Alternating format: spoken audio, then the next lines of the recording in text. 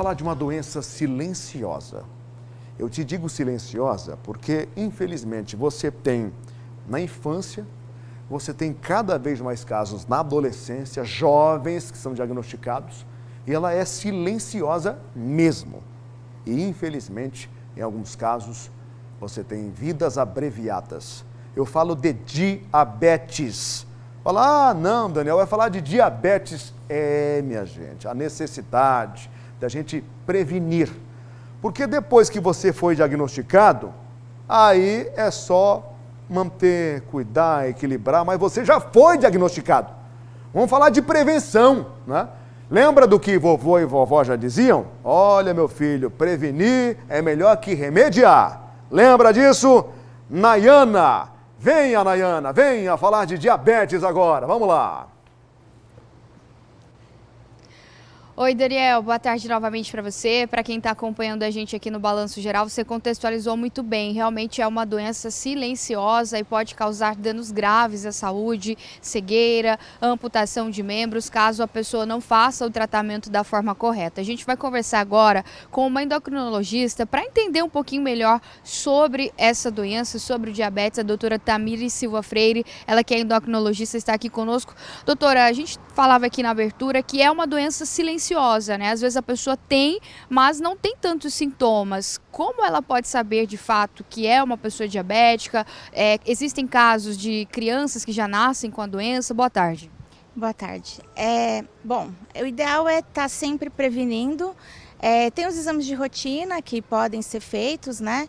E os sintomas, né, quando tem, são principalmente aumento da vontade de beber água, muita sede, muita fome, perda de peso, glicose na urina, com a urina mais doce, até juntar a formiga na urina às vezes. Mas o ideal é a gente descobrir antes, né, com exames de rotina, com acompanhamento mesmo. Tem crianças que nascem com diabetes, mas é muito raro. A maior parte das pessoas desenvolve diabetes por maus hábitos de alimentação, de sedentarismo, excesso de peso. E tem crianças que desenvolvem também por uma doença autoimune, né? E aí não tem, assim, prevenção é sempre alimentação saudável, o controle do peso, atividade física, é o que a gente pode fazer para estar sempre ajudando. E os exames de rotina é sempre bom, né, ficar de olho. Quais são os tipos de diabetes que nós temos e a diferença entre um e outro? O principal é o diabetes tipo 1 e o tipo 2. O diabetes tipo 2 é o mais comum, mais de 90% dos pacientes, né? E é o que tem a ver com os hábitos de vida, com o peso, a alimentação. O tipo 1 é o diabetes autoimune, que é mais comum nas crianças, né? E a gente pode prevenir com cuidados de alimentação também e prevenção, às vezes com vitamina D ajuda, mas o principal é a alimentação saudável, sempre. Como é o tratamento, doutora, ao longo dos anos, vamos passando, e quais são os riscos caso a pessoa não faça o tratamento da forma correta? O tratamento faz parte do acompanhamento com o médico, pode ser o clínico geral ou o especialista. Os cuidados de alimentação, evitando o excesso de açúcar e carboidratos, evitando o excesso de frituras, atividade física e controle do peso, né? O controle dos fatores de risco. E em relação aos riscos, caso a pessoa não faça o tratamento da forma correta? Os riscos. Então, o diabetes é uma doença que aumenta muito o risco de doenças cardíacas, principalmente infarto, AVC, amputação, cegueira, perda da função renal, que pode levar à hemodiálise. Então, são riscos, é uma doença muito grave, afeta o corpo todo, a gente precisa estar sempre cuidando.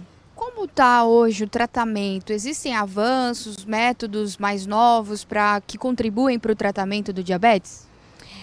Atualmente a gente está tendo uma revolução no tratamento do diabetes, com medicações cada vez melhores. Hoje em dia tem medicações em comprimido, medicações injetáveis, que ajudam muito no controle, que ajudam na aderência da pessoa tomar a medicação sem esquecer, né? Tem o controle com atividade física e perda de peso ajuda muito no diabetes. A gente tem os usos de dispositivos que ajudam no controle, na medida da glicose sem dor, né? Que é um dos dispositivos você coloca no braço e ele mede a glicose 24 horas, né? Então, sem precisar furar o dedo. Para quem usa insulina, isso é muito bom, né? Hoje em dia a gente tem insulinas cada vez melhores para o controle, mas a prevenção é sempre melhor.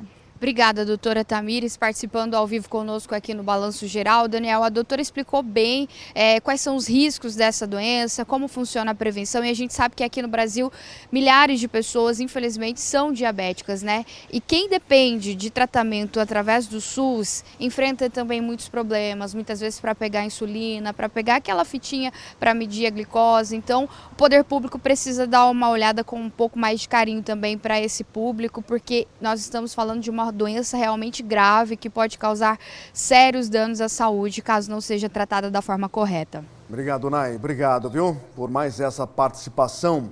O poder público tem a obrigação de dar dignidade para todos nós, para você, minha amiga, meu amigo, que infelizmente é acometido da diabetes.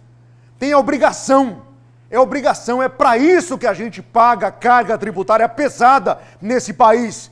Para quando o senhor e a senhora for lá no postinho de saúde, olha, eu preciso fazer medição aqui, por favor, olha, eu preciso disso, preciso daquilo, tem que fazer o acompanhamento, fazer o exame mais detalhado para que você tenha tratamento digno. É o que acontece, Daniel? Não. Infelizmente não é o que acontece. E também não é dada devida importância para a gravidade dos casos de diabetes. Olha, eu já tive colega de trabalho que teve perda de movimento.